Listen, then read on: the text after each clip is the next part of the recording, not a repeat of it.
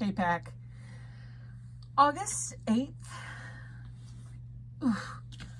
Did I lose my bookmark? Yes, I did. Okay. Doesn't matter. I'm on the right day. And this is A Year with Aslan. Lucy searches for the magic book. When Lucy woke up the next morning, it was like waking up on the day of an examination or a day when you were out. Oh, when you were, I skipped to the next line. When you are going to the dentist. It was a lovely morning with bees buzzing in and out of her open window and the lawn outside looking very like somewhere in England. She got up and dressed and tried to talk and eat ordinarily at the breakfast.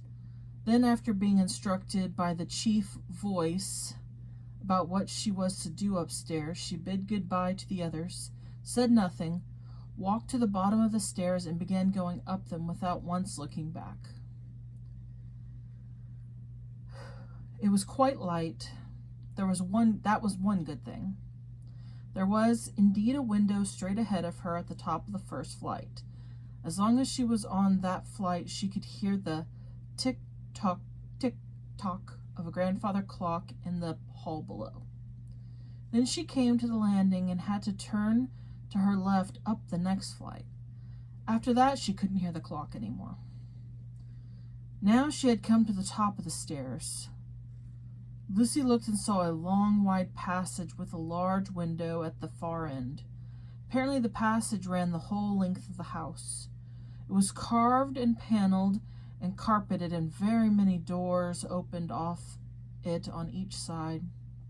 She stood still and couldn't hear the squeak of a mouse or the buzzing of a fly or the swaying of a curtain or anything except the beating of her own heart. The last doorway on the left, she said to herself. It did seem a bit hard that it should be the last. To reach it, she would have to walk past room after room, and in any room there might be the magician asleep, or awake, or invisible, or even dead. But it wouldn't do to think about that. She set out on her journey. The carpet was so thick that her feet made no noise. Before she reached the last door on the left, Lucy was beginning to wonder whether the corridor had grown longer since she began her journey, and whether this was part of the magic of the house. But she got to it at last, and the door was open. It was a large room with 3 big windows, and it was lined from floor to ceiling with books. More books than Lucy had ever seen before. Tiny little books, fat and dumpy books, and books bigger than any church Bible you had ever seen, all bound in leather and smelling old and learned and magical.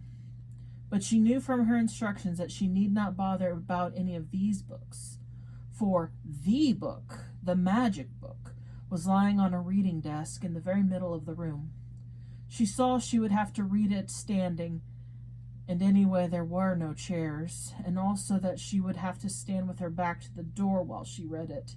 So at once she turned to shut the door, but it wouldn't shut. The Voyage of the Dawn Treader. What do you think is the hardest part of Lucy's solitary journey? The quiet.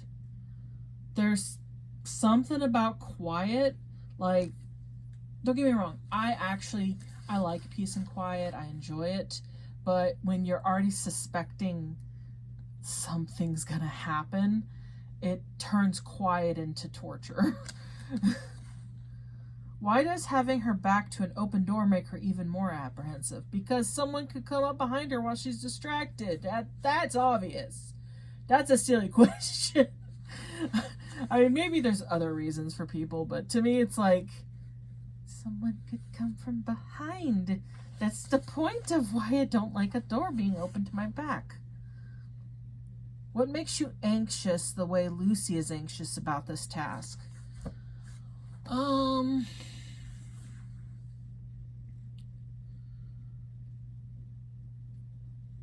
The fact that you have to stand while reading.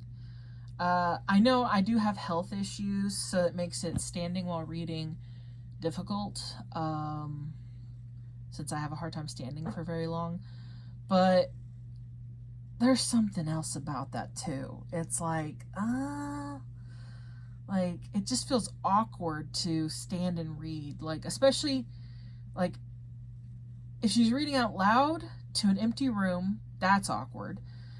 But if she's reading quietly to herself, that's awkward. Excuse me. I just feel like, you know, you want to sit down and read. And so if you read out loud, it's, you know, you're reading to yourself. But if you read it quietly, you're also reading it to yourself. Yeah. That would freak me out too. I don't think I would like that. But that's it. So, let me know what you think about those questions and your perspectives. Howl on the moon. Bye.